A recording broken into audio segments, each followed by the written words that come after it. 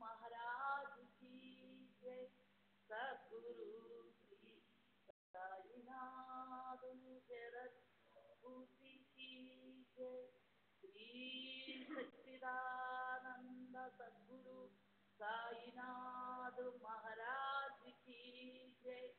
सद्गुरु श्री साईनाथ शरद बाबू जी की जय।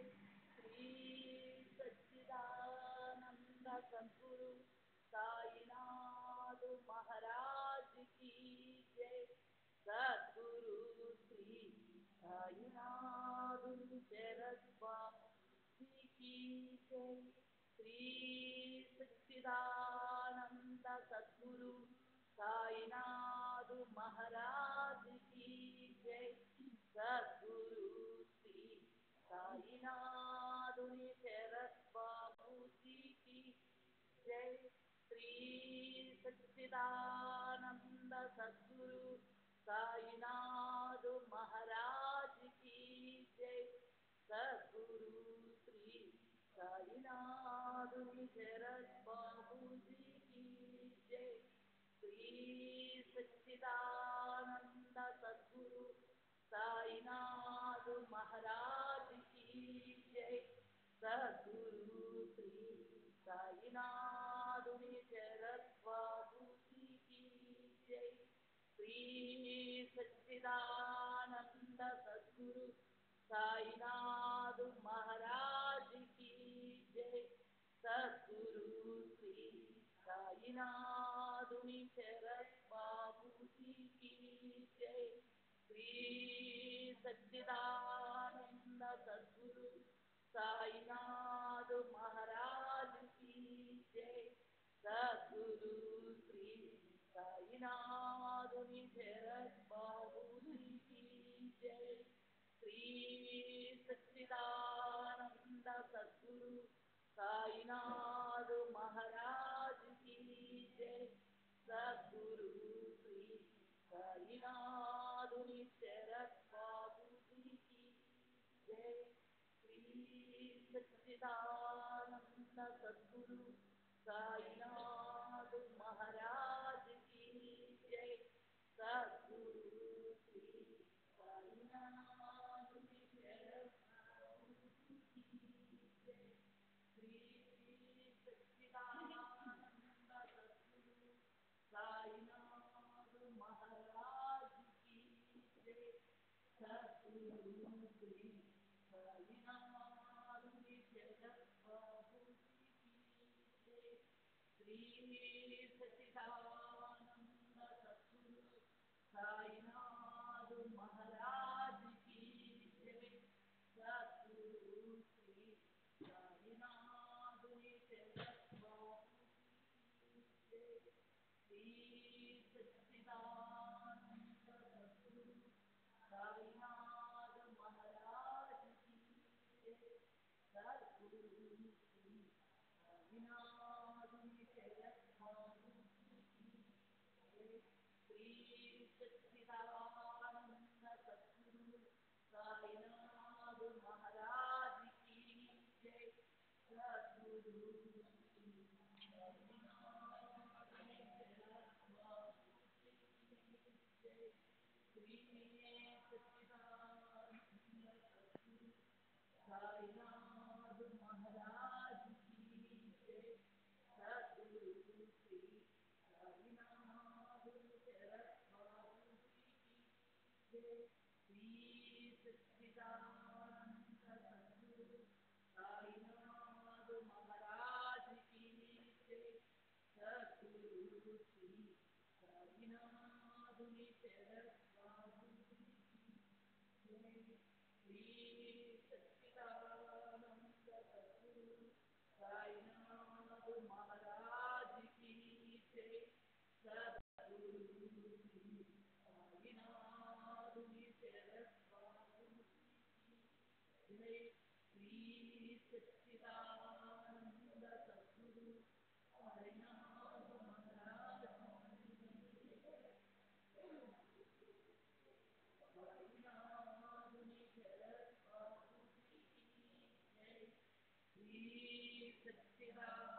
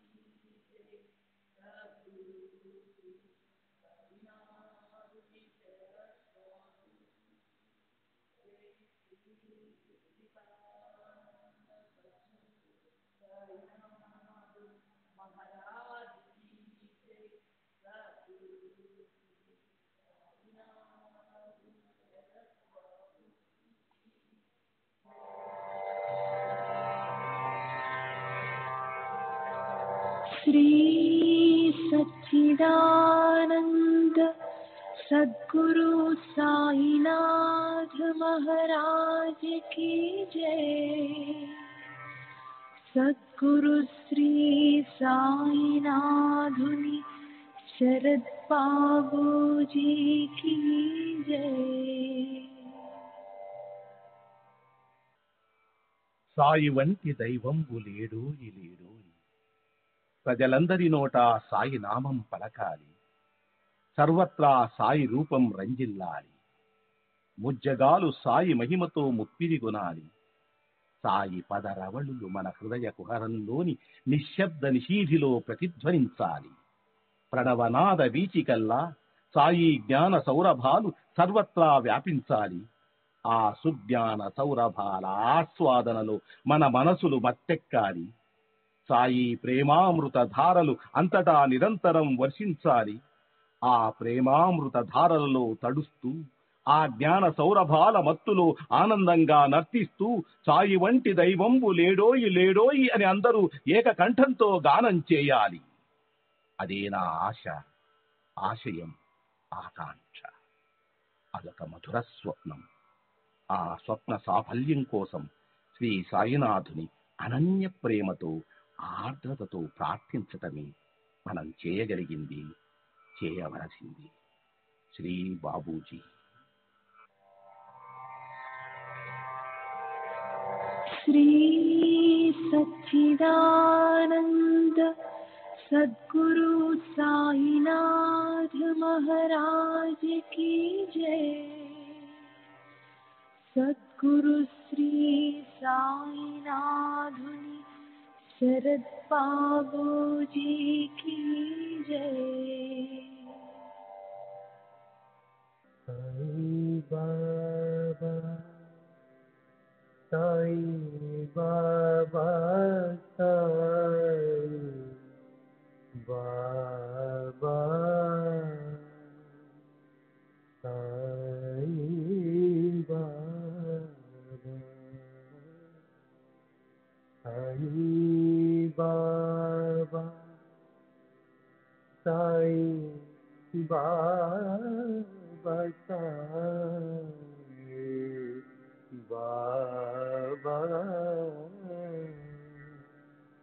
साई बाबा साई बाबा साई बाबा साई बाबा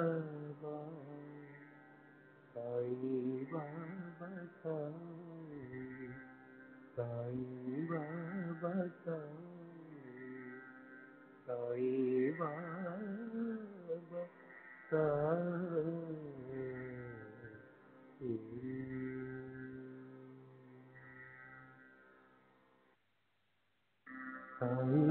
बाबा साईं बाबा साईं बाबा साईं बाबा साईं बाबा साईं बाबा साईं बाबा साईं बाबा साईं बाबा साईं बाबा साईं बाबा साईं बाबा साईं बाबा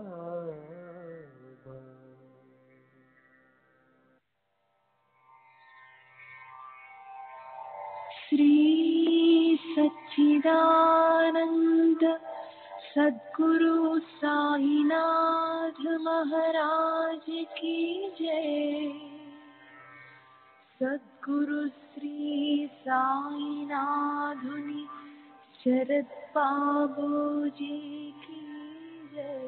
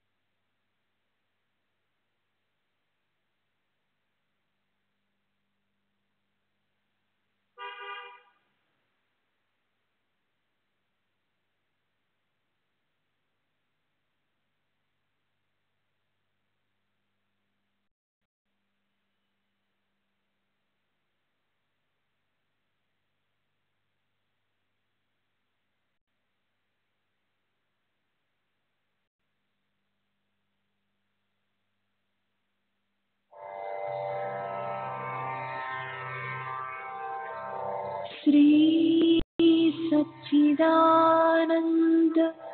सद्गुरु साईनाथ महाराज की जय। सद्गुरु श्री साईनाथुनि शरद बाबूजी की जय।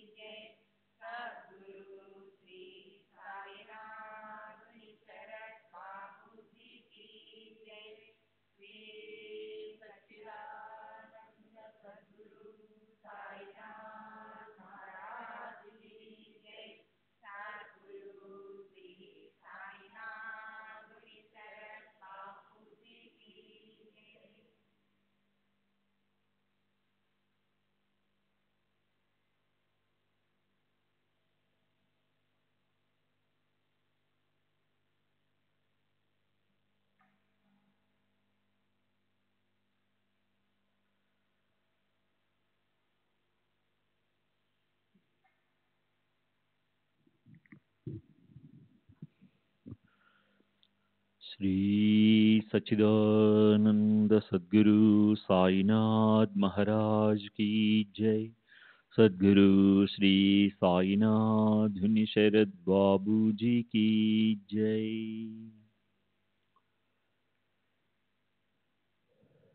శ్రీ సాయి భక్త అనుభవ సంహిత ఆర్బి పురందరే నిన్నటి తరువాయి. బాబా దేహత్యాగం ముందుగా సూచించుట. 1916 విజయదశమి నాడు షిరిడీలో సీమోల్లంఘన ఉత్సవం జరుగుతోంది. ఆ రోజు గ్రామస్తులందరూ సెమీ వృక్షాన్ని పూజించి సెమీ ఆకులు ఒకరికొకరు పంచుకుని ఊరి పొలిమేరలు దాటుతారు. అదే సీమోల్లంఘనం. ఆ రోజు బాబా కోపావేశాలతో ఉగ్రరూపం దాల్చారు. తమ కఫ్ని, లంగోటి, తలగొడ్డ అన్నీ దునిలో వేసి తగులబెట్టారు. భక్తులు వారిని సమీపించి, బాబా, ఈ పర్వదినాన మీరు ఎందుకు ఇలా చేస్తున్నారో అని అడిగారు.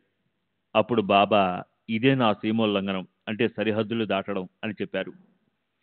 ఈ సంఘటన బాబా మహాసమాధి చెందడానికి, అంటే 1918 విజయదశమికి సరిగ్గా 2 సంవత్సరాల ముందు జరిగింది. 2 గంటలు బాబా అలా నగ్నంగా ఉన్న తరువాత భక్తుల బలవంతంపై కొత్త లంగోటి, కఫ్ని, తలగుడ్డ ధరించారు. అంటే పండుగ నాడు అందరూ కొత్త బట్టలు ధరించే విధంగా. బాబా కొరకు భక్తులు ఎప్పుడూ కొత్త బట్టలు సిద్ధంగా ఉంచేవారు. అదే రోజు అనారోగ్యంతో ఉన్న రామచంద్ర దాదా పాటిల్తో, తాత్యా పాటిల్ 2 సంవత్సరాల తరువాత ఇదే రోజున మరణిస్తాడని బాబా చెప్పారు.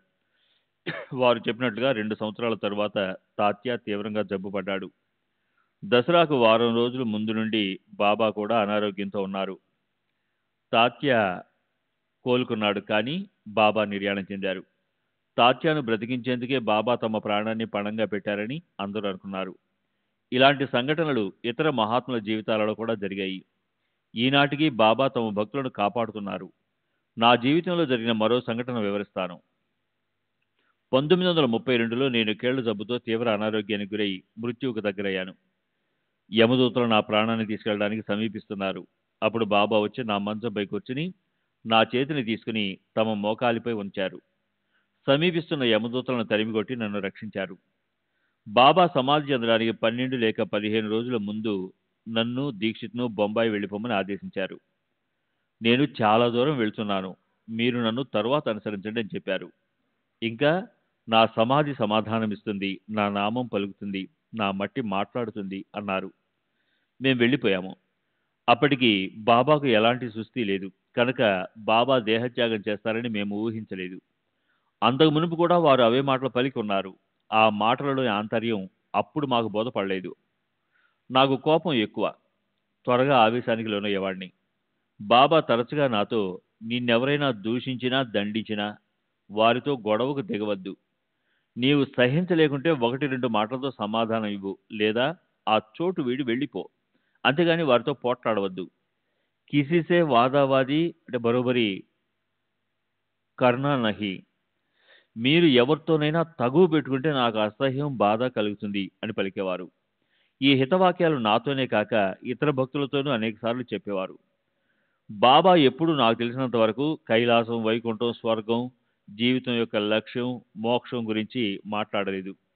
కానీ ఒకసారి నా కాకాను విమానంలో తీసుకెళ్తానన్నారు. విమానంలో తీసుకెళ్ళడం అంటే సద్గతినివ్వడం అని అర్థం. అట్లాగే దీక్షిత్ 1926లో ఒక ఏకాదశి నాడు బాబా గురించి మాట్లాడుతూ ప్రశాంతంగా ప్రాణాలు విడిచాడు. బాబా అప్పుడప్పుడు నాతోనూ ఇతర భక్తులతోనూ, నావాడు 1000 మైళ్ళ అవతల మరణించినప్పటికీ పిచ్చుక కాలికి దారం కట్టి లాగినట్లు లాగి నా వద్దకు చేర్చుకుంటానని చెప్పేవారు. ఇంకా నా వాడిని నా నుండి దూరంగా వెళ్ళడానికి అనుమతించను అని కూడా చెప్పేవారు. నాకు తెలిసి కొందరు ఏకాదశి నాడు షిరిడీలో మరణించారు. వారు తప్పక స్వర్గానికి చేరి ఉంటారని నా అభిప్రాయం. బాబా అప్పుడప్పుడు భవిష్యత్తును గురించి చెప్పేవారు. కానీ నా భవిష్యత్తును గురించి నేను ఎప్పుడు వారిని అడగలేదు. 1914-16 మధ్య ఒక ఆమె బాబా దగ్గరికి వచ్చి, నాకు ఎప్పుడు మంచి జన్మ లభిస్తుంది అని అడిగింది. బాబా, నీ మరుజన్మలో దూసరి జన్మే అని సమాధానం ఇచ్చారు. ఆమె మరుసటి రోజు తన ప్రస్తుత జన్మను అంతం చేసుకోదలిచి వెళ్లి బావిలో దూకేసింది. కానీ ఆమెను ఎవరో రక్షించారు. బాబా సశరీరులుగా ఉన్నప్పుడు ఒకసారి సగుణమేరు నాయకుడు పిలిచి అన్నంలో నెయ్యి కలిపి దానిలో కొంత దునికి సమర్పించి మిగతాది నాకు తీసుకురా అన్నారు. అతను అలాగే చేశాడు. బాబా ఆ నివేదనను స్వీకరించారు. అంటే అంతకుముందు సగుణ్ తెచ్చే నైవేద్యంలో నెయ్యి ఉండేది కాదు. సగుణ్ ఆ రోజు నుండి అలాగే చేయడం మొదలుపెట్టాడు. ప్రతిరోజు నివేదన సగుణమేరు నాయక్ ఇంటి నుండే వచ్చేది. ఇప్పటికీ అది అలాగే కొనసాగుతోంది. బాబా మాంసాహారం తినడం నేను చూడలేదు. మహమ్మదీయులు నివేదన చేస్తున్నప్పుడు బాబా ఫకీర్లను ఫత్యా అంటే ప్రార్థన చదవమని చెప్పేవారు.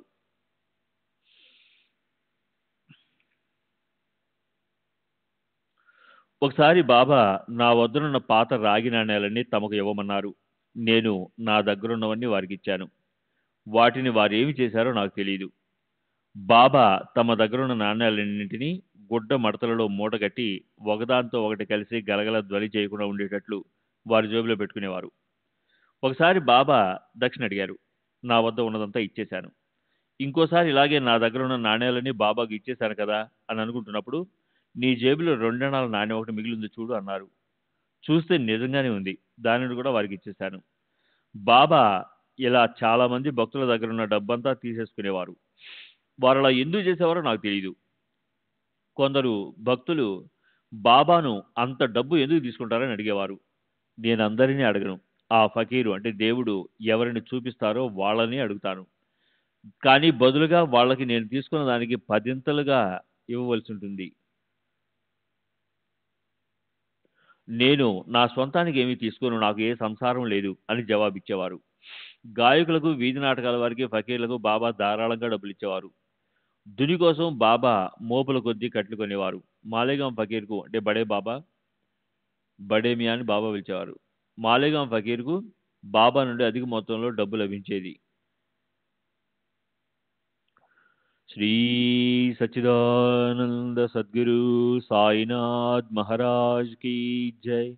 సద్గురు శ్రీ సాయినాథుని శరత్ బాబూజీ కీ జై.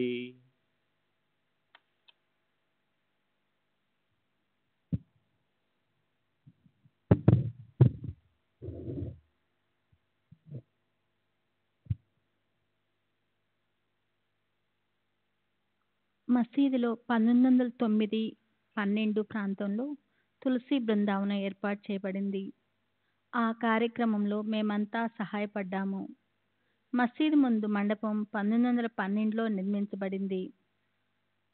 జిఎస్ కాబర్డే సాటేవాడలో పంచదశిని చదివి భక్తులకు వివరించేవాడు.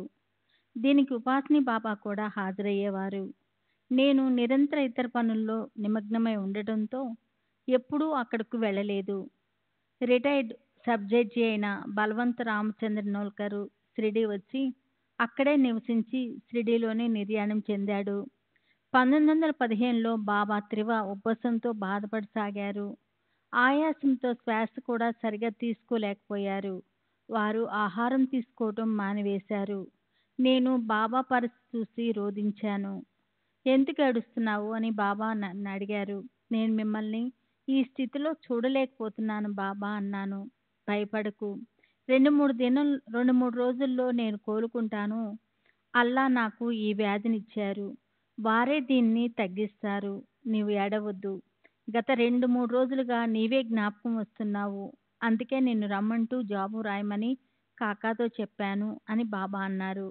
కానీ దీక్షిత్ నాకు జాబు వ్రాయలేదు. అసలు జరిగిన విషయం ఏమంటే, బాబా ఆజ్ఞ మేరకు దీక్షిత్ నాకు జాబు వ్రాయబోతుంటే అతనే వస్తున్నాడు, జాబు వ్రాయనవసరం లేదు అని బాబా అన్నారట. బాబా అనారోగ్యంతో ఉన్నారని నాకు తెలియదు. ఎందుకో వారిని చూడాలనిపించి బయలుదేరాను. బాబా ఎంత అనారోగ్యంతో ఉన్నప్పటికీ మందులు వేసుకునేవారు కాదు. అది వారి పద్ధతి. ఎంత సుస్థిగా ఉన్నప్పటికీ భిక్షకు వెళ్ళడం మానరు. ఒక్కోసారి భక్తుల సహాయంతో నడిచి వెళ్ళి భిక్ష చేసేవారు. కానీ బాబా దాన్ని తినేవారు కాదు. వారు అనారోగ్యంతో ఉన్న తమ రోజువారీ దినచర్యను ఏమాత్రమూ మానేవారు కాదు. బాబా అనారోగ్యంగా ఉన్నప్పుడు ఒక భక్తుడు చక్రాల కుర్చీ తెచ్చాడు. కానీ దానిని ఆయన ఏనాడూ ఉపయోగించలేదు. బాబాకు సుస్థిగా ఉన్న రోజుల్లోనే ఒకసారి వారు నిచ్చెన సాయంతో ఒక ఇంటి మిద్దెపైకి ఎక్కి అటు నుండి ఆ ప్రక్క ఇంటి మీదుగా రాధాకృష్ణ ఇంటి పైకి చేరారు. బాబా అక్కడి నుండి దిగటానికి ప్రయత్నిస్తున్నప్పుడు ఒకతను వారిని ఎత్తుకొని క్రిందికి తీసుకొచ్చాడు. బాబా అతనికి 3-4 రూపాయలు ఇచ్చి మనం ఎవరి కష్టాన్ని ఉచితంగా పొందకూడదు అని భక్తులకు చెప్పారు.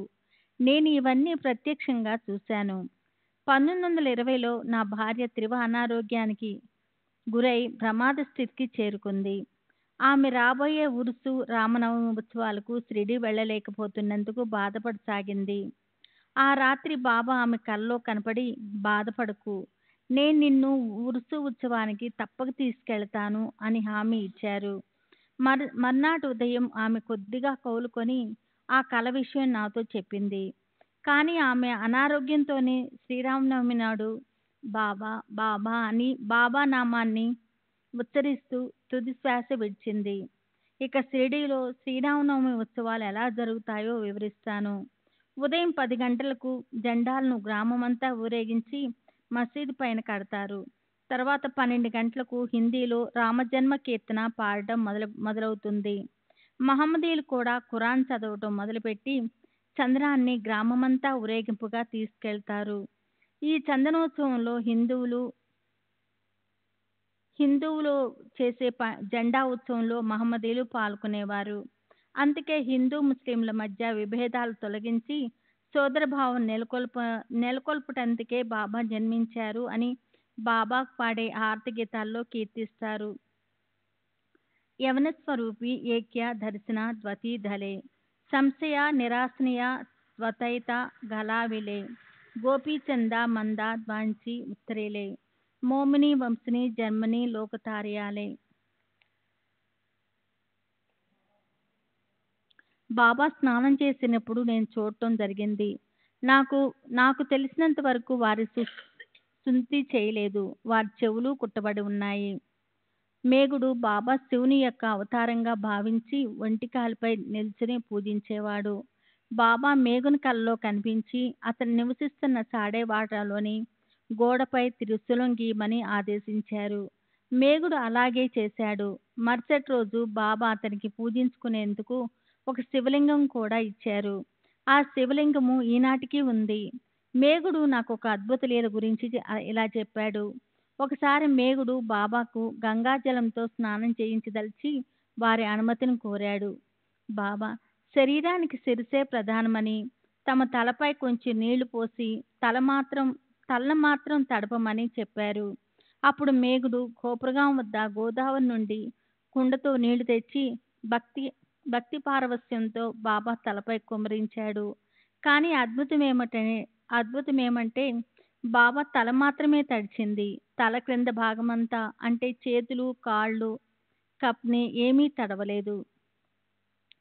బాబా 1-2 సార్లు పాటలు పాడగా నేను విన్నాను. భక్తులు పాటలు పాడినప్పుడు బాబా ప్రసన్నంగా వినేవారు. మేము సాటేవాడలో బాపూసాహెబ్ నిర్వహిస్తున్న ఏక్నాథ్ భాగవత పారాయణకు హాజరయ్యేవాళ్ళం. అద్భుతమైన విషయం ఏమంటే జోగు పారాయణం చేసే భాగంలో అంతకుముందు మసీదులో బాబా మాతో మాట్లాడిన మాటలే ఉండేవి. మేమంతా ఆశ్చర్యపోయేవాళ్ళం. ఇలాంటి అనుభవం చాలాసార్లు జరిగింది. కానీ నాకు ఆ వివరాలు ఒకటి కూడా గుర్తులేదు. 1936 మే 5వ తేదీన చెప్పిన విషయాలు. బాబా ప్రతిదినము వేకుజామున దుని దగ్గర దక్షిణాభిముఖంగా స్తంభాన్ని కానుకొని కూర్చొని ఏదో చేస్తూ ఉండేవారు. ఏం చేస్తుంటారో నాకు తెలీదు. ఆ సమయంలో ఎవరిని వారి వద్దకు రానిచ్చేవారు కాదు. భక్తులు వారికి 50 అడుగుల దూరంలో ఉండేవారు.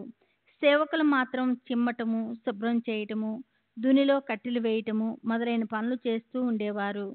బాబా ఆ సమయంలో యాదేహ వంటి పదాలను ఉచ్చరిస్తూ ఉండేవారు. కానీ అవి దూరంగా ఉన్న మాకు అరుదుగా వినపడేవి. వారు తరచుగా భగవంతుడే యజమాని, రక్షించేవాడు అంటే అల్లా మాలిక్, అల్లా వలీ హై అనేవారు.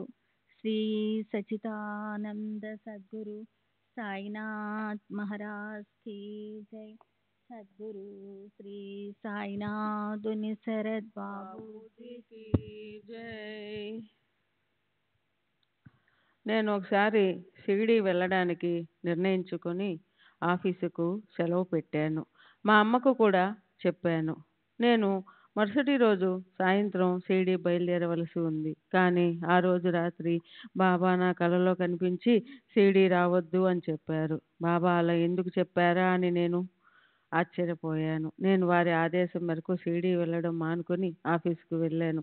అకస్మాత్తుగా ఆ మర్నాడు నుండి వర్క్షాప్ కార్మికులందరూ సమ్మె ప్రారంభించారు. ముందు అనుకున్నట్లుగా నేను ఆ రోజు షిరిడీ వెళ్ళి ఉంటే నాకు సమ్మెలో భాగం ఉందని అధికారులు అనుమానించి నాపై చర్య తీసుకునేందుకు అవకాశము ఉండేది. బాబా నన్ను షిరిడీ రాకుండా ఆపి వీటన్నిటి నుండి రక్షించారు. ఇంజనీరుగా పనిచేస్తున్న రఘునాథ్ ముకుంద గారి మనవడు యశ్వంతరావు 1911 లేక 1912లోనో గురు పూర్ణిమకు నా వెంట షిరిడీ వచ్చాడు. అప్పుడు షిరిడీలో కలరా ప్రబలి ఉంది. యశ్వంతరావు నాకన్నా ముందుగా ఊరికి తిరిగి వెళ్ళదలుచుకోలేదు. కానీ అతనిని ఇంటికి వెళ్ళమని ఆదేశిస్తూ బాబా ఊది ఇచ్చారు. అయినా అతను బయలుదేరదలుచుకోలేదు. బాబా దగ్గర సెలవు తీసుకున్నాడు. కనుక వెళ్ళడమే మంచిదని అతనికి నేను చెప్పాను. కానీ అతను షిరిడీలోనే ఉండిపోయాడు. ఆ రాత్రి అతనికి కలరా సోకి మరునాటి ఉదయం చనిపోయాడు. మేగుడు మరణించడానికి 2-3 రోజుల ముందు అనారోగ్యంతో ఉన్నప్పుడు బాబా అతనికి ఊది ఇచ్చారు. అతను మరణించినప్పుడు బాబా చూడడానికి వెళ్ళారు. అతని శవాన్ని పూలతో కప్పి కన్నీరు కార్చారు. అంతేకాదు శవాన్ని దహనం చేసినప్పుడు శ్మశానానికి కూడా వెళ్ళారు.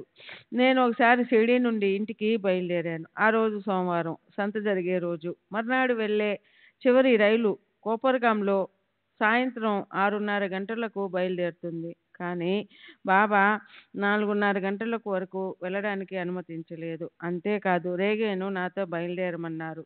మేము ఎడ్ల బండి మాట్లాడుకుని బయలుదేరాము. గోదావరి తీరం చేరేటప్పటికి 6:45 గంటలు అయ్యింది. అక్కడి నుండి గోదావరి దాటి కోపర్గాం 7:45 గంటలకు చేరాము.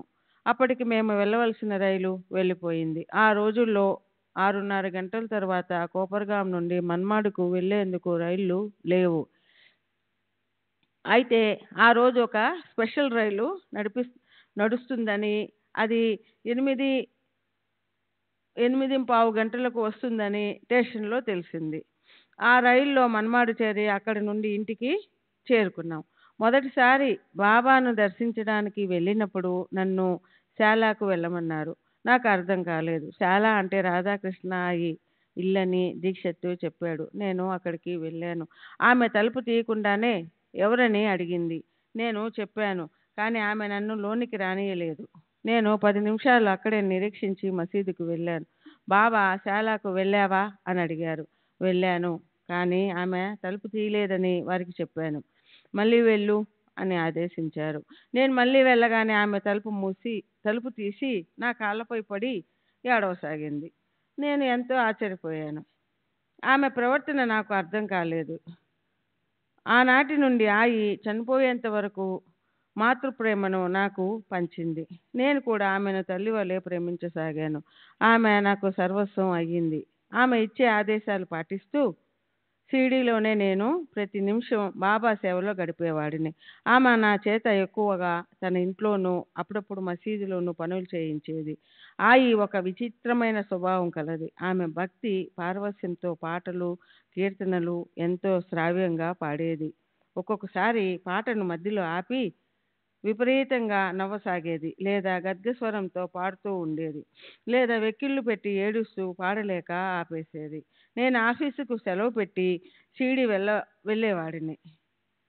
కానీ సెలవు ముగిసిన తర్వాత కూడా తరచూ బాబా నన్ను షిరిడీలోనే ఉంచేవారు.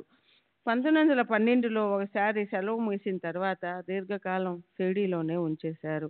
శ్యామ తదితరులు బాబా దగ్గరకు వెళ్ళి పురందరే యొక్క యజమాని అతడిని తప్పుపడతాడేమో, అతనిని వెళ్ళనివ్వండి అని ప్రార్థించారు. బాబా నేనే అతని యజమానిని అంటూ నన్ను షిరిడీలోనే ఉంచేశారు. ఇలా ఆ సంవత్సరంలో సెలవు ముగిసిన చాలా రోజులకు ఒక గురువారం రోజున 1 గంటకు తిరిగి ఆఫీసుకు వెళ్ళాను. నేను సెలవు తీసుకోకుండా ఆఫీసుకు గైరుహాజరు అయినందుకు ఫోర్మెన్ను సంజాయిషి అడుగుతూ ఉన్నతాధికారికి ఫిర్యాదు చేశాడు. నేను ఏమీ జవాబు చెప్పకుండా రాజీనామా పత్రాన్ని సమర్పించాను. ఉన్నతాధికారి అయిన విల్సన్ నన్ను పిలిచి ఇన్ని రోజులు ఎక్కడున్నావని అడిగారు. షిరిడీలోని సాయిబాబా వద్ద ఉన్నానని సమాధానం ఇచ్చాను. అతను విషయమంతా తెలుసుకొని మాట్లాడకుండా నా రాజీనామా పత్రాన్ని చించి చెత్తబుట్టలో వేశాడు. ఉన్నతాధికారి చేసిన పని ఫోర్మెన్కు నచ్చలేదు, కానీ నన్నేమి చేయలేకపోయాడు. ఉన్నతాధికారి ఫోర్మెన్తో అతను నీ క్రింది ఉద్యోగి కానీ పనివాడు కానీ కాదు, అతను నీ క్రింది ఉద్యోగి కానీ పనివాడు కానీ కాదు అని నన్ను ఉద్దేశించి అన్నాడు. 6 నెలలు గడిచిన తర్వాత నాకు ప్రమోషన్ వచ్చింది. అదే ఫోర్మెన్ నా కింద ఉద్యోగి అయ్యాడు. శ్రీ సచ్చిదానంద సద్గురు సాయినాథ్ మహారాజ్ కి జై.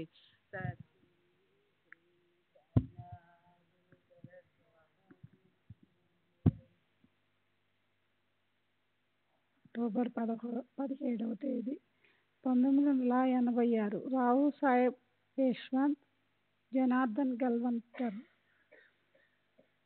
భూస్వామి మరియు సూపరింటెండెంట్, హోమ్ డిపార్ట్మెంట్, సచివాలయం, బొంబాయి. వయస్సు 51 సంవత్సరంలో, బ్రాహ్మణుడు, retire, Turner road, Bandra, Bombay. నేను మొట్టమొదట 1911లో మా మామగారైన దాబోల్కర్ హేమాద్ పంత్ మరికొందరు బంధువులతో కలిసి షిరిడీ వెళ్ళి బాబాను దర్శించాను. వారొక గొప్ప మహాత్ములని విన్నా. అప్పుడు నేను ఏ విధమైన ప్రాపంచిక పారమార్థిక లబ్ధిని ఆశించి షిరిడీ వెళ్ళలేదు. ఇలా 4-5 సార్లు వెళ్ళిన తర్వాత వారి పట్ల నా ఆసక్తి పెరిగింది. ఒకసారి బాబా నా కలలో కనిపించి ₹2 దక్షిణ అడిగాడు. నేను మరుసటి రోజు వాటిని మర్యాద ద్వారా షిరిడీకి పంపాను. వారు కలలో దక్షిణ అడగటమే కాక నీతి నిజాయితీలతో మెలగమని, నేకీనే నాగావే, సచ్చీలత, ఇంద్రియ నిగ్రహము కలిగి ఉండమని 2 విలువైన ఆదేశాలు ఇచ్చారు. నేను ఆ ఆదేశాలను శ్రద్ధాపట్టుదలతో ఆచరించాను. 1917లో అనుకుంటాను బాబాను దర్శించినప్పుడు వారు నా తలపై తమ హస్తాన్ని ఉంచారు. అది నాపై అద్భుతమైన ప్రభావాన్ని చూపింది. నన్ను, నా పరిసరాలను మరిచి నేను ఆనంద పారవస్యంలో ఉండిపోయాను. వారప్పుడు అక్కడున్న ఇతర భక్తులతో నా గత జన్మ వృత్తాంతాలను గురించి వివరించారు. నేను పూర్వజన్మలో నీతి నిజాయితీ గల సచ్చీలుడనని, ఈ జన్మలో నేను పొందిన స్థితులు, రూపాలను అనుసరించి ప్రస్తుత జన్మలో నన్ను నా తల్లి గర్భంలో ప్రవేశపెట్టారని, ఈ జన్మలో కూడా నేను నీతి నిజాయితీలను నిలబెట్టుకుంటున్నానని బాబా వాళ్లతో చెప్పారు. ఈ విషయం అంతా భక్తుల ద్వారా తరువాత విన్నాను. క్రిస్మస్ మరియు ఇతర సెలవులప్పుడు నేను బాబాను దర్శించటానికి వెళ్ళేవాడిని. బాబా నా సెలవులకు మించి ఎక్కువ రోజులు నన్ను ఎప్పుడూ షిరిడీలో ఉంచలేదు. నాకు బాబాపై భక్తి విశ్వాసాలున్నాయి. వారు నాకెప్పుడూ అద్వైతము, ఆత్మసాక్షాత్కారము, ఆధ్యాత్మిక విషయాల గురించి బోధించలేదు. కానీ ఒకసారి షిరిడీకి వెళ్ళినప్పుడు నేను ఈ 3.5 మూరల శరీరానికి మాత్రమే పరిమితం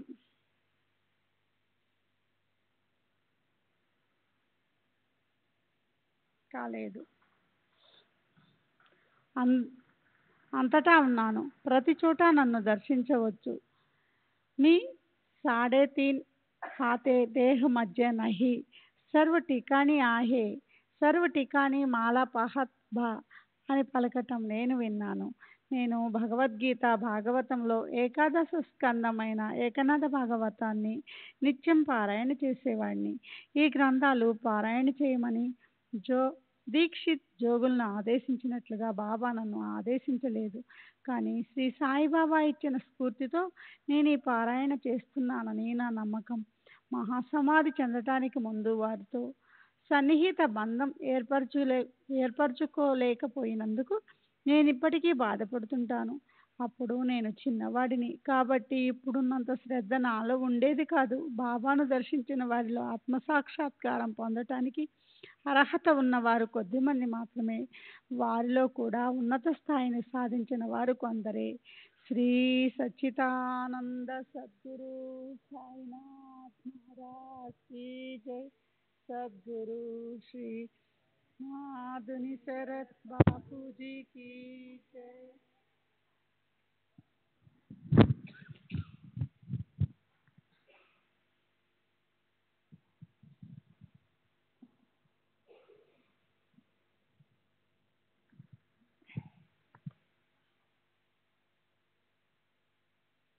శ్రీ సచ్చిదానంద సద్గురు సాయినాథ్ మహారాజ్ కీ జై.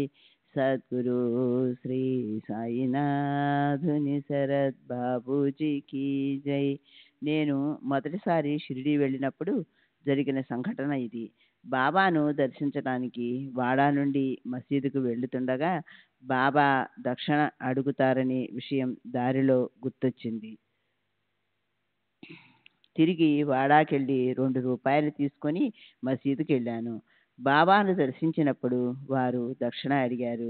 నేను ₹2 సమర్పించాను. వారు అంతకు మించి దక్షిణ అడగలేదు. నేను సమర్పించదలిచిన ₹2 మాత్రమే తీసుకున్నారు. వారి అంతర్యామిత్వానికి ముగ్ధుడనయ్యాను. బాబా నాకు ప్రసాదించిన దానితో నేను సంతృప్తిగా జీవితం కొనసాగిస్తున్నాను. సాయి రఖేగా వైసాహి రహేనా. 1921లో అనుకుంటాను, నేను నా కుటుంబంతో కాశీ ప్రయాగ యాత్రలకు బయలుదేరాను. మేము ప్రయాగలో ఒక గైడుని ఏర్పాటు చేసుకున్నాము. అతను ప్రయాగలో ఉన్న పవిత్ర ప్రదేశాలన్నింటినీ చూపించాడు. మేము భరద్వాజాశ్రమంలో ఉన్నప్పుడు అక్కడ వాతావరణం నన్నెంతో ప్రభావితం చేసింది. మాకెవరైనా సత్పురుషుని దర్శనం లభించేటట్టు చేయమని బాబాను ప్రార్థించాను. మహాత్ములు ఎవరైనా అక్కడ ఉంటే వారి దగ్గరకు తీసుకెళ్ళమని గైడుతో చెప్పాను. మేము భరద్వాజాశ్రమం విడిచిన 4-5 నిమిషాలకు మా గైడు టాంగాను ఒక చోట ఆపి అక్కడున్న గొప్ప మహాత్ముని చూపించాడు. వారి గడ్డం ఛాతీ క్రింద వరకు పెరిగి ఉంది. వారు ఎన్నో సంవత్సరాలకు ఒకసారి ప్రయాగకు వస్తుంటారని, వారి మహత్యం గురించి అక్కడ అందరికీ తెలుసని గైడు చెప్పాడు. వారు ఎవరినీ దగ్గరకు రానివ్వరని, ఎవరి వద్ద నుండి డబ్బు పుచ్చుకోరని కూడా చెప్పాడు. బాబాను ప్రార్థించిన కొద్ది నిమిషాలకే ఈ మహాత్ముడు కనబడినందువల్ల నా హృదయం ఉప్పొంగింది. గైడు వెళ్ళవద్దని చెప్తున్నా నేను వారిని సమీపించి నమస్కరించాను. వారు కోపగించుకోకుండా ఆశీర్వాదపూర్వకంగా చేతులు పైకెత్తి రాబిడ్డ అంటూ ఆహ్వానించారు. గైడు వారిస్తున్నా వినకుండా నా భార్య, తల్లి, మిగిలిన వారందరూ కూడా వచ్చి వారికి నమస్కరించి ఆశీస్సులు అందుకున్నారు. ఆ మహాత్మునికి సమర్పించడానికి నా దగ్గర పూలు, పళ్ళు, తినుబండారాలేవీ లేవు. అందువల్ల నా దగ్గరున్న 3 అణాలు వారికి దక్షిణగా సమర్పించాను. దక్షిణ స్వీకరించడం వారి పద్ధతికి వ్యతిరేకమైనప్పటికీ నేనిచ్చిన నాణేలను ప్రసన్నంగా చూసి జేబులో వేసుకున్నారు. ఇదంతా చూస్తున్న గైడు ఆశ్చర్యపోయాడు. బాబానే ఆ విధంగా ఆదరించి దక్షిణ స్వీకరించారని నేను భావించాను.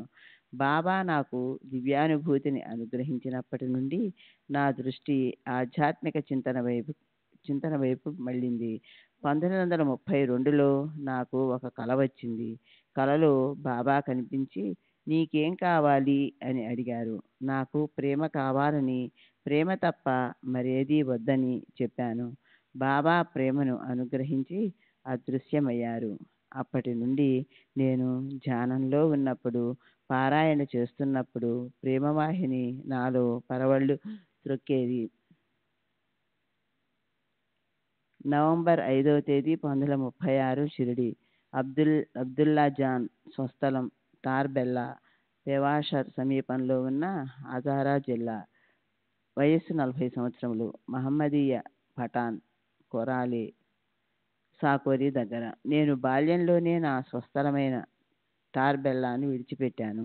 నాకు సహాయం చేసేవారు ఎవ్వరూ లేరు. మొదటి నుండి నాకు మక్కా దర్శించాలనే కోరిక ఉండేది. అందువలన నేను దక్షిణ దిశగా బయలుదేరి మన్మాడ్ వరకు ప్రయాణించాను. అక్కడ ఒకతను నన్ను బొంబాయి వెళ్ళమని, అక్కడ నుండి మక్కాకు సులభంగా వెళ్ళవచ్చునని చెప్పాడు.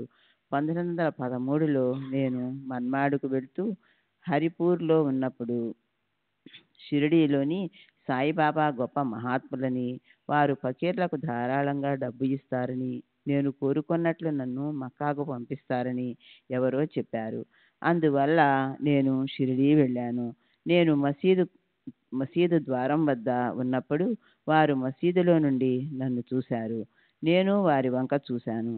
ప్రథమ దర్శనంలోనే వారే నా గురువని భావించి షిరిడీలోనే ఉండిపోయాను. వారు నాకు, ఇతర ఫకీర్లకు సమృద్ధిగా భోజనం పెడుతుండటంతో సులభంగా జీవనం గడిచిపోతుందని భావించి నేను బాబాతో ఉండిపోవాలని నిర్ణయించుకున్నాను. ఇదంతా 1913లో జరిగింది. నేను అప్పటికి చిన్నవాడినైనందువల్ల జీవితం పట్ల సరి అయిన అవగాహన ఉండేది కాదు. శ్రీ సచ్చిదానంద సద్గురు సాయినాథ్ మహారాజ్ కీ జై. సద్గురు శ్రీ సాయినాథుని శరత్ బాబూజీ కీ జై. శ్రీ సచ్చిదానంద సద్గురు సాయినాథ్ మహారాజ్ కీ జై. సద్గురు శ్రీ సాయినాథుని శరత్ బాబూజీకి జై. బాబా దగ్గర ఉండడం వలన నా స్వభావంలో ఎంతో మార్పు వచ్చింది. నేను షిరిడీకి వచ్చినప్పుడు హిందువులను శత్రువులుగా భావించేవాడిని. బాబాతో 3 సంవత్సరాలు కలిసి ఉండటం వలన క్రమంగా నాలో ఆ భావం తొలగిపోయి హిందువులను నా సోదరులుగా భావించడం మొదలుపెట్టాను.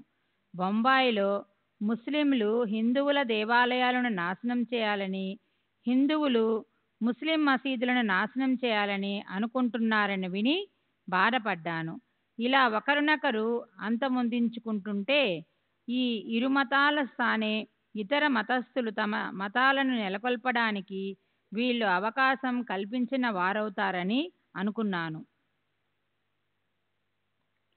బాబా మహాసమాధి చెందేటప్పటికి నా వయసు 22 సంవత్సరాలే కనుక ఆధ్యాత్మికంగా చెప్పుకోదగినంత లబ్ధిని పొందలేకపోయాను.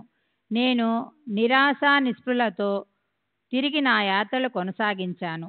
1926లో ఉత్తర దిశగా బయలుదేరి మాలే ఖండ్ ఏజెన్సీలో ఉన్న స్వాట్ లోయను చేరాను. ఆ లోయలో ఆకున్ బాబా అనే గొప్ప మహాత్ముని సమాధి ఉంది. ఆకున్ బాబా మహమ్మద్ ప్రవక్త యొక్క వంశీయుడు. వారి అద్భుత మహిమలను గురించి విరివిరిగా చెప్పుకుంటారు. లార్డ్ రాబర్ట్స్ ముస్లిం తెగల వారిని అణచదలచి పశ్చిమంగా బయలుదేరినప్పుడు అకున్ బాబా తమ మంత్రశక్తులతో లార్డ్ రాబర్ట్ను ఒక కొండపై 3 నెలల 11 రోజులు బంధించి ఉంచారు. అతను అక్కడ నుండి ఒక్క అడుగు కూడా ముందుకు వేయలేక తన దుస్థితిని విక్టోరియా రాణికి తెలియచేశాడు. నేను అకున్ బాబా సమాధి చెంత ఒక రాత్రి నిద్రించాను. నిద్రించే ముందు నాకు బాబా సహాయం చేయలేదు. మీరైనా నాపై దయ ఉంచి ఉద్ధరించండి అని ప్రార్థించాను. ఆ రాత్రి నాకు ఒక కల వచ్చింది. కలలో నేను పడుకొని ఉండగా నా తల దగ్గర కుర్చీలో సాయిబాబా కూర్చొని ఉన్నారు. కానీ ఏమీ మాట్లాడలేదు. నిద్ర నుండి మేల్కొని కల గుర్తుకు తెచ్చుకున్నాను. నేనింకా బాబా రక్షణలోనే ఉన్నట్లు గ్రహించాను. నేను ప్రార్థించింది సాయిబాబాను కాదు, అకున్ బాబాను. కానీ అక్కడికి 1500 మైళ్ళ దూరంలో ఉన్న షిరిడి నుండి బాబానే దయతో నా చెంతకు వచ్చి నన్ను ఆశీర్వదించారు. షిరిడీలో వారి చెంతనున్న 5 సంవత్సరాలలో బాబా నాకు ఏ సహాయము చేయక నన్ను మోసగించారన్న భావం తప్పు అని గ్రహించాను. స్వాట్ లోయలో ఆ స్వప్న దర్శనం అయినప్పటి నుండి బాబాపై నాకు మరింత విశ్వాసం ఏర్పడింది. ఆ తర్వాత నేను ఆ ప్రాంతానికి తిరిగి వచ్చేశాను. నాకు వివాహమైన తరువాత 1924 నుండి నేను నా కుటుంబంతో కొరాలేలో ఉంటున్నాను. బాబా 2-3 సంవత్సరాలకు ఒకసారి నాకు దర్శనమిస్తుంటారు. శ్రీ సచ్చిదానంద సద్గురు సాయినాథ్ మహారాజ్ కీ జై. సద్గురు శ్రీ సాయినాథుని శరత్.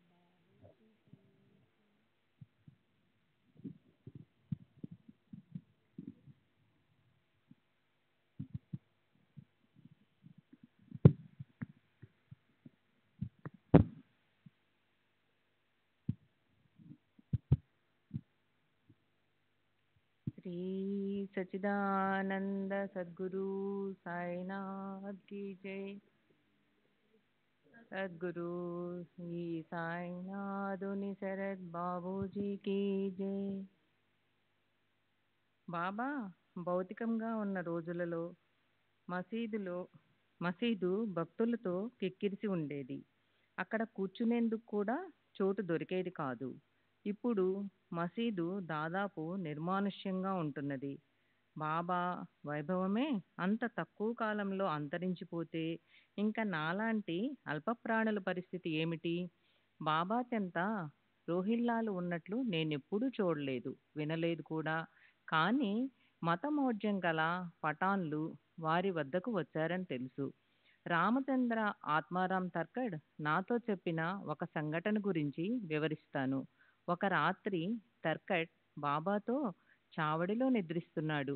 కాందహార్ నుంచి వచ్చిన మీర్ జమాన్ అనే అతను కూడా అక్కడ ఉన్నాడు. అతను రాత్రి 3 గంటలకు అకస్మాత్తుగా లేచి, బాబా, ఈ హిందువులందరూ ముస్లిం సాంప్రదాయాలను, మిమ్మల్ని భ్రష్టు పట్టిస్తున్నారు. మీరు ఒప్పుకుంటే ఈ హిందువులందరినీ గొంతులను ఈ ఈ హిందువులందరి గొంతులను ఒక్క వేటుతో నరికివేసి మిమ్మల్ని విడిపిస్తాను అని అన్నాడు. తర్కడ్ మెలకుగా ఉండి ఈ మాటలన్నీ విని ఈ దుర్మార్గుడు తనను చంపుతాడేమోనని వణికిపోయాడు. అప్పుడు బాబా మీర్జమాన్ను సమాధానపరుస్తూ, నేను పిచ్చివాడిని. నన్ను పూజిస్తున్న ఈ హిందువులందరూ కూడా పిచ్చివాళ్లే. వాళ్ళు నన్ను పూజించటానికి ఇస్లాం మత సాంప్రదాయాలకు విరుద్ధంగా కారణం నేనే కానీ వాళ్ళు కాదు. కాబట్టి కోరుకోవాల్సింది వాళ్ళ గొంతులు కాదు, నా గొంతే అన్నారు. దానితో మీర్జమాన్ మౌనంగా ఉండిపోయాడు. నాగపూర్కు చెందిన అబ్దుల్లా ఖాన్ పరమత ద్వేషి, హిందూస్థానీ పఠాన్ అయిన అతను ఒక పత్రికా విలేకరి. అతనికి మహాత్మా గాంధీ, బూటీ మొదలగు వారితో పరిచయం ఉంది. అతను బాబా దగ్గర 3-4 నెలలు గడిపాడు. షిరిడీలో ఉన్నప్పుడు బాబా తనను మోసం చేశాడని అప్పుడప్పుడు చెబుతుండేవాడు. అతను అహ్మద్ నగర్లో మరణించాడు. ఒకసారి అబ్దుల్లా ఖాన్ నానా చొప్తాన్ను కొట్టారు. అతను నేరం రుజువైనందున కోపర్గాన్ మేజిస్ట్రేట్ 15 రూపాయల జరిమానా విధించారు. జరిమానా కట్టేందుకు అతని దగ్గర డబ్బు లేదు. పూచీకత్తు కూడా చూపించకపోవటంతో అతనిని జైల్లో పెట్టారు. బూటీకి విషయం తెలిసి 15 రూపాయలు పంపాడు. కానీ అబ్దుల్లా తనను మోసం చేసిన వారే జరిమానా కట్టాలి కానీ వేరెవరూ కాదు అంటూ నిరాకరించాడు. అప్పుడు బాబా తన జేబు నుండి 15 రూపాయలు పంపి అతనిని విడుదల చేయించాడు. అతను ఒకసారి బాబాతో, మీరు ఇస్లాం మత సాంప్రదాయాలను ఉల్లంఘిస్తున్నారు. ఇక్కడ జరుగుతున్న దానికి మీ గొంతు కోయాలి అన్నాడు. దానికి బాబా నవ్వారు. అతను తర్వాత బాబాను క్షమాపణ కోరాడు. దానికి కూడా బాబా నవ్వారు. బాబా సశరీరులుగా ఉన్నప్పుడు ఒక భక్తుడు, బాబా, మీరు సమాధి చెందిన తర్వాత మీ ప్రాభవం మీతోనే అంతరించిపోతుందేమో అని సందేహం వ్యక్తం చేశాడు. అప్పుడు బాబా, సమాధి నుండే కర్రలతో కొడతాను అనడం నేను విన్నాను. అంటే తమ భౌతిక శరీరం లేనంత మాత్రాన తమ ప్రభావం, కర్తవ్యం, నిర్వహణ ఆగదని అర్థం. శ్రీ సచిదానంద సద్గురు సాయినాథ్ మహారాజ్ की जय. सद्गुरु श्री साईनाथ शरद बाबूजी की जय.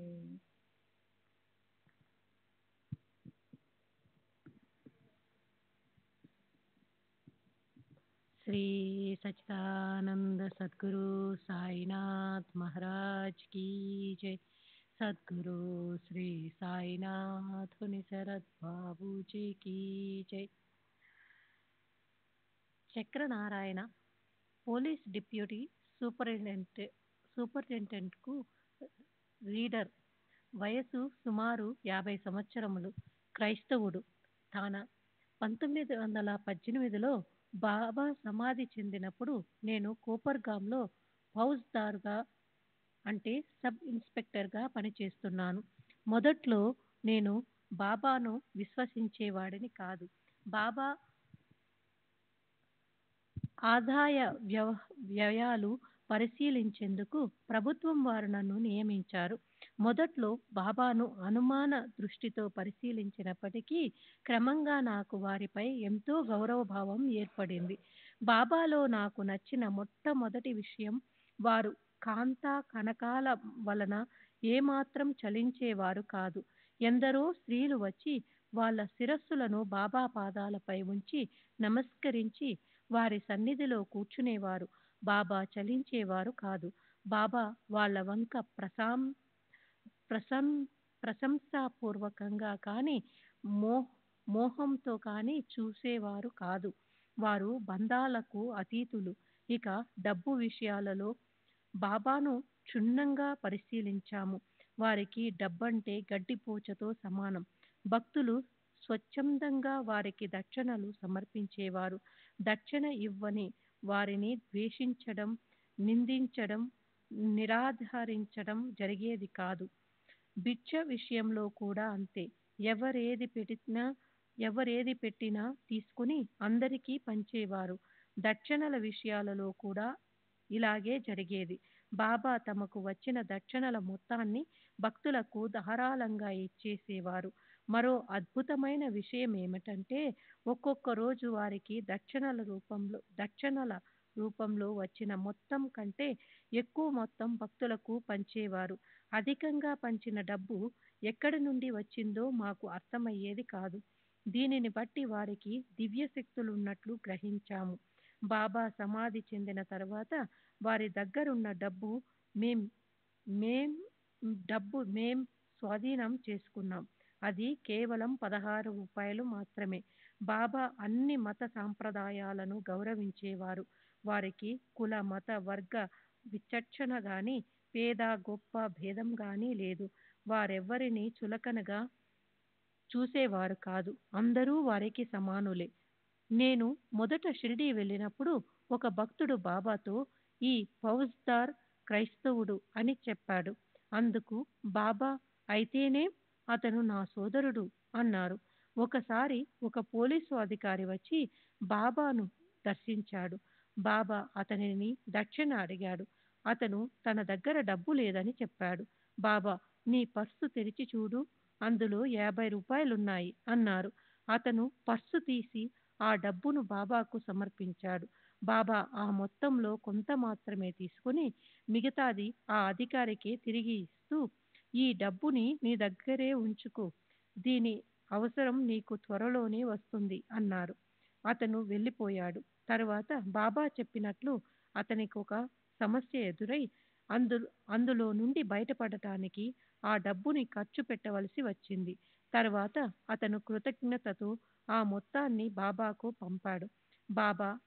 బాబా సమాధి చెందినప్పుడు జప్తు చేయబడిన వారి ఆస్తులకు సంబంధించిన వ్యవహారాలలో నేను సంస్థాన్కు హాజరై సహాయపడ్డాను. బాబా ఆస్తుల పంపకం విషయంలో ప్రజాభిప్రాయాలను స్వీకరించాను. నేనిచ్చిన వివరాల ఆధారంగా మమ్తల్ తాదార్ మెజిస్ట్రేట్ పంపకానికి సంబంధించిన ఉత్తర్వులు జారీ చేశాడు. దీని వలన సంస్థాన్కు ఎన్నో ఇబ్బందులు తప్పాయి. బాబా ఊది సర్వరోగాలను నయం చేస్తుంది. శ్రీ సచ్చిదానంద సద్గురు సాయినాథ్ మహారాజ్ కీ జై. సద్గురు శ్రీ సాయినాథ్ ముని శరత్ బాబూజీ కీ జై.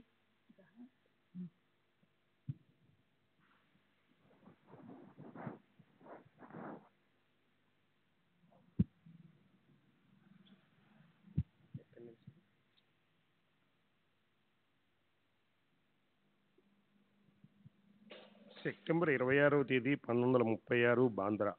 జోసఫ్ ఫౌజీదార్, రిటైర్డ్, వయసు 46 సంవత్సరాలు, క్రైస్తవుడు, టర్నాల్ రోడ్, బాంద్రా. నేనెప్పుడూ షిరిడీ వెళ్ళలేదు. నా స్నేహితుల ద్వారా బాబాను గురించి విని వారి ఫోటో ఒకటి తెప్పించుకున్నాను. కానీ వారిని పూజించేవాడిని కాదు. అద్భుత శక్తులున్న మహాత్మునిగా భావించి గౌరవించేవాడిని. 1917లో గజానన్ నార్వేకర్ అన్న అతడు తీవ్ర జ్వరంతో బాధపడసాగాడు. అతని కుమారుడు 500 రూపాయలు తీసుకొని వెళ్ళి బాబాకు సమర్పించాడు. ఆ డబ్బు తీసుకోగానే బాబా జ్వరంతో వణకనారంభించారు. భక్తులు దానికి కారణం అడిగాడు. అప్పుడు బాబా, మనం ఇతరులకు ఏదైనా చేయదలిస్తే వారి బరువు బాధ్యతలను స్వీకరించాలి అన్నారు. ఆ తర్వాత గజానన్ జ్వరం తగ్గిపోయింది. ఒకసారి నేను ఒక క్లిష్టమైన క్రిమినల్ కేసు పరిశోధించవలసి వచ్చింది. నేను సహాయం కోసం బాబాను ప్రార్థించాను. సాయిబాబా నా కలలో కనిపించి ఆ కేసులో ముందుకు వెళ్ళడానికి మార్గం చూపారు. వారు చెప్పినట్లుగా నడుచుకొని అందులో విజయం సాధించగలిగాను. 1976లో నేను 2 పఠాన్ గజన దొంగలను పట్టుకోవలసి వచ్చింది. నేను నా సిపాయిలతో వారిని పట్టుకోవడానికి ప్రయత్నించినప్పుడు పఠాను ఒక సిపాయిని చంపేశాడు. నేను గాయాలతో ఆసుపత్రి పాలయ్యాను. అలా జరుగుతుందని సాయిబాబా ముందు రోజు రాత్రి నా కలలో కనిపించి సూచించారు. ఆ దృశ్యంలో నన్ను ఇద్దరూ పట్టుకొని ఒక వివాహం జరుగుతున్న చోటుకు ఈడ్చుకుంటూ తీసుకువెళ్లారు. నా రక్షకుడైన సెయింట్ ఫ్రాన్సిస్ గ్లేవియర్ ద్వారా నేను నా దైనందిన జీవితంలో ఊరట ఉత్తేజం పొందుతున్నాను. బాబా కూడా నాకు అప్పుడప్పుడు సహాయం చేస్తున్నారు. శ్రీ సచ్చిదానంద సద్గురు సాయినాథ్ మహారాజ్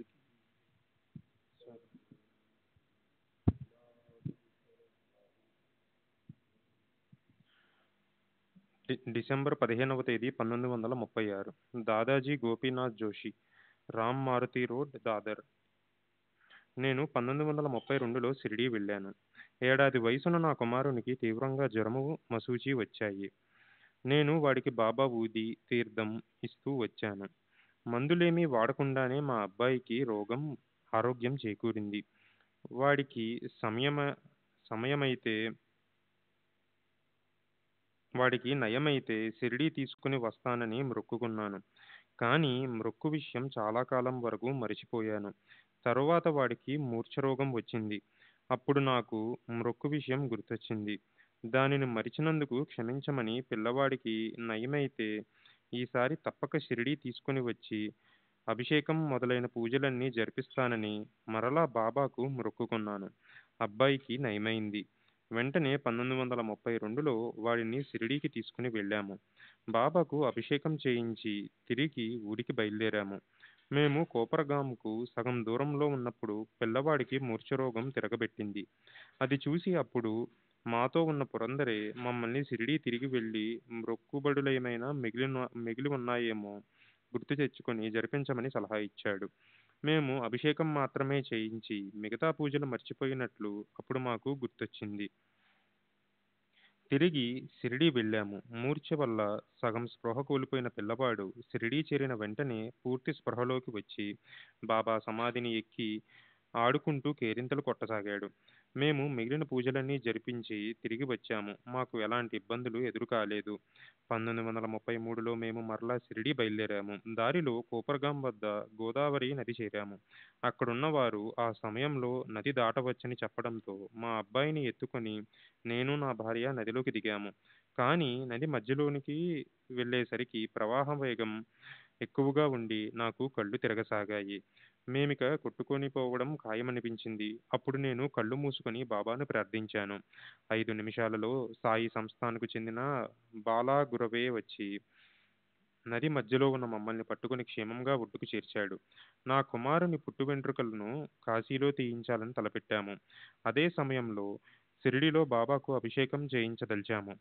2 కార్యక్రమాలు ఒకేసారి జరగాలని మా అభిప్రాయం. కానీ షిరిడీలో ఉన్న నాను పూజారికి బాబాకు అభిషేకం చేయమని సందేశం పంపడం మర్చిపోయాం. మేము కాశీలో కార్యక్రమం పూర్తి చేసుకుని గయకు వెళ్ళాం. గయావాలా ఇంట్లో దిగాం. అక్కడ మా అబ్బాయికి మరలా మూర్ఛ వచ్చింది. అప్పుడు మాకు షిరిడీలో అభిషేకం జరిపించలేదనే విషయం గుర్తుకొచ్చింది. వెంటనే మేము మరిచిన మ్రొక్కును చెల్లించేందుకు ఒకటి, మరిచిపోయినందుకు ప్రాయశ్చిత్తంగా మరొకటి, మొత్తం 2 అభిషేకాలు జరిపించమని నాను పూజారికి సందేశం పంపించాము. ఆ తర్వాత పిల్లవాడు కోలుకున్నాడు. మా తదుపరి ప్రయాణం క్షేమంగా సాగింది. 1934లో నా కుమారుడు జ్వరంతో బాధపడసాగాడు. ఇది ఎలాంటి జ్వరమో ఎవరూ కనిపెట్టలేకపోయారు. నేను బాబా ఊది, తీర్థం ఇచ్చాను. పిల్లవాడికి జ్వరం తగ్గిపోయింది. 1935లో వాడి కాలి బొటన వ్రేలు విపరీతంగా వాచింది. డాక్టర్లు ఆ వేలును కోసివేయాల్సి ఉంటుందని చెప్పారు. కానీ ఊది వాడటం వలనే వాడికి నయమైంది. ఈ విధంగా నేను బాబానే నమ్ముకుని వారి కృపాశీస్సులతో క్షేమంగా ఉన్నాను.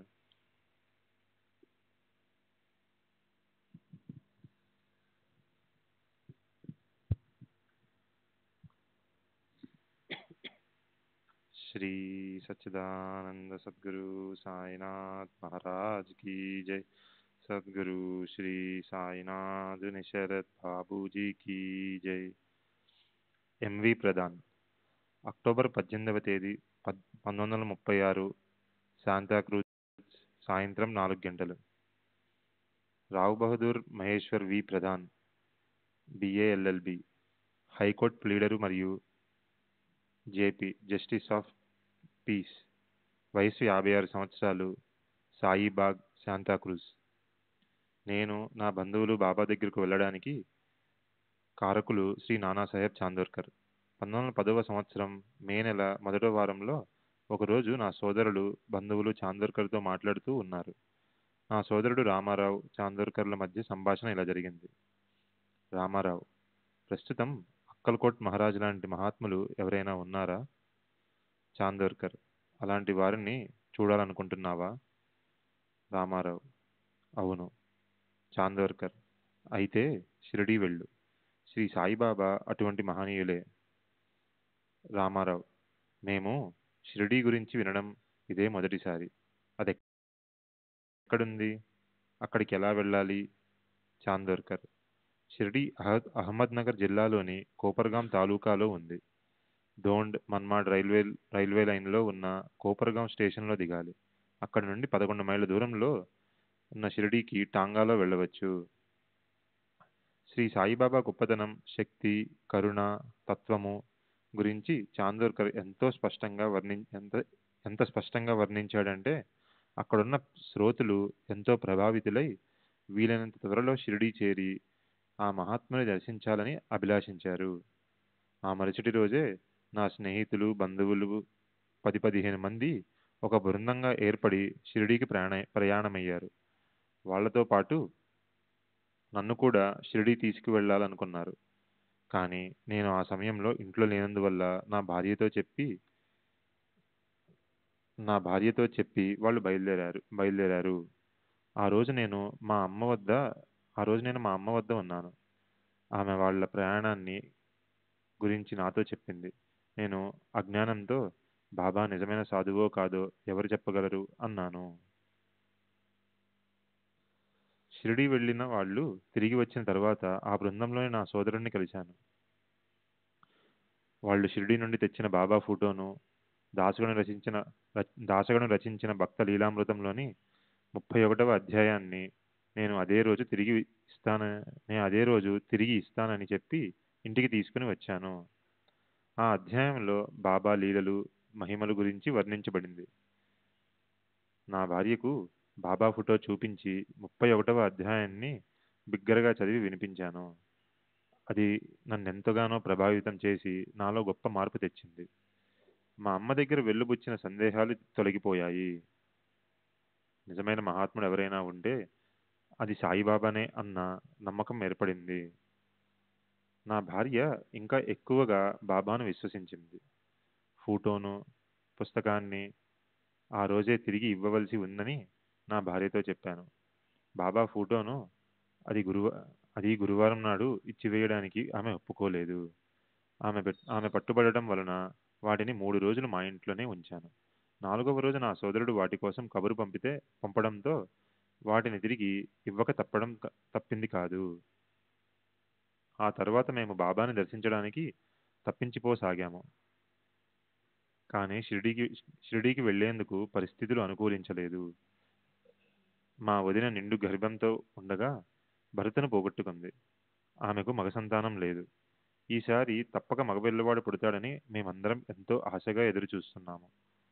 ఆమె ఏ రోజైనా ప్రసవించవచ్చునని, ఆ సమయంలో ఇంటికి మగదిక్కైన నేను ఉండకపోతే బాగుండదని ఊరి నుండి కదలలేకపోయాను. కానీ నేను బాబాను త్వరగా దర్శించుకోవాలని నా భార్య, సోదరి ఆతృతపడ్డారు. అందువలన మా బంధువుల బృందం తిరిగి వచ్చిన 15 రోజులకు, అంటే 1910 మే నెలాఖరున నేను షిరిడీకి బయలుదేరాను. చాందోర్కర్ ఎంతో ఆదరంతో అతని 2 కుమారులు బాపులను నాకు తోడుగా పంపాడు. బయలుదేరేటప్పుడు నా దగ్గర 3-4 బంగారు నాణేలు, కొన్ని కరెన్సీ నోట్లు ఉన్నాయి. బాబా దక్షిణ అడిగితే ఇవ్వడానికి ఒక నోటు మార్చి 20 వెండి రూపాయి నాణేలను సిద్ధంగా ఉంచుకున్నాను. మేము కోపర్గాంలో దిగగానే అక్కడి మామల్తిదారు చక్కగా స్వాగతం పలికాడు. గోదావరిలో స్నానం ఆచరించి షిరిడీ చేరాము. మా కోసమే నిరీక్షిస్తున్నారా అన్నట్లు బాబా లెండి తోట దగ్గర నిలబడి ఉన్నారు. మేము టాంగా దిగి వారికి నమస్కరించాము. మేము సాటేవాడలో బస చేశాము. అక్కడ మాకు Rao Bahadur Sathe, Nulkar, first class sub జడ్జిలతో పరిచయం అయింది. శ్రీ సచ్చిదానంద సద్గురు సాయినాథ్ మహారాజ్ కీ జై. सद्गुरु श्री साईनाथ शरद बाबू जी की जय।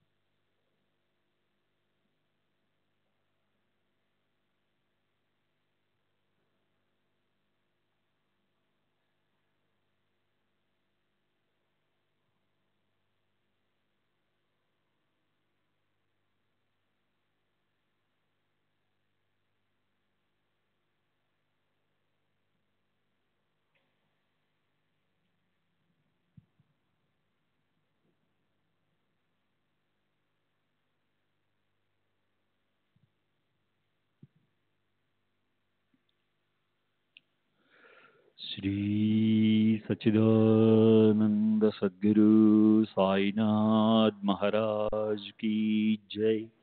सद्गुरु श्री साईनाथ शरद बाबू जी की जय। साई रहम नजर करना, बच्चों का पालन करना। साई रहम नजर करना, बच्चों का पालन करना। जाना तुमने जगत पसार, सब ही झूठ जमाना। जाना तुमने जगत पसार, सब ही झूठ जमाना। साई रहम नजर करना, बच्चों का पालन करना। साई रहम नजर करना, बच्चों का पालन करना। मैं अंधा हूँ बंदा आपका, मुझसे पथ दिखलाना। मैं अंधा हूँ बंदा आपका, मुझसे पथ दिखलाना। साई रहम नजर करना, बच्चों का पालन करना। साई रहम नजर करना, बच्चों का पालन करना। दास गण कहे अब क्या बोलूं, थक गई मेरी रसना। दास गण कहे अब क्या बोलूं, मेरी रसना। साई रहम नजर करना, बच्चों का पालन करना। साई रहम नजर करना, बच्चों का पालन करना। रहमो नजर करो अब मोरे साई, तुम बिना नहीं मुझे माँ बाप बाई। रहमो नजर करो मैं अंधा हूँ बंदा तुम्हारा। मैं अंधा हूँ बंदा तुम्हारा। मैं ना जानू, मैं ना जानू, मैं ना जानू अल्लाह इलाही रहमो नज़र करो रहमो नज़र करो अब मोरे साई तुम बिना नहीं मुझे माँ बाप बाई रहमो नज़र करो काली जमाना मैंने गमाया काली जमाना मैंने गमाया साथी आखिर का साथी आखिर का साथी आखिर का नबी न कोई रहमो नज़र करो रहमो नज़र करो अब मोरे साई तुम बिना नहीं मुझे माँ बाप बाई रहमो नज़र करो अपने मस्जिद का झाड़ू गणो है अपने मस्जिद का झाड़ू गणो है मालिक हमारे मालिक हमारे मालिक हमारे तुम बाबा साई रहमो नज़र करो रहमो नज़र करो अब मोरे साई तुम बिना नहीं मुझे माँ बाप बाई रहमो नज़र करो। श्री सच्चिदानंद सद्गुरु साईनाथ महाराज की जय। सद्गुरु श्री साईनाथ निशरद बाबू जी की जय।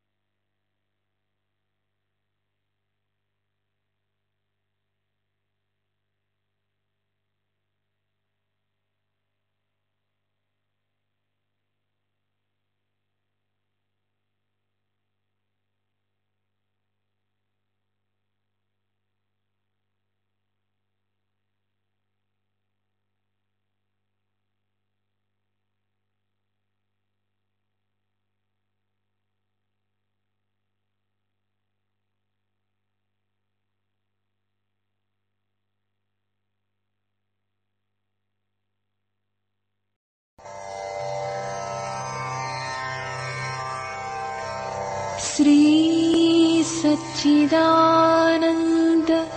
सद्गुरु साईनाथ महाराज की जय। सद्गुरु श्री साईनाथुनि शरद बाबू जी की जय।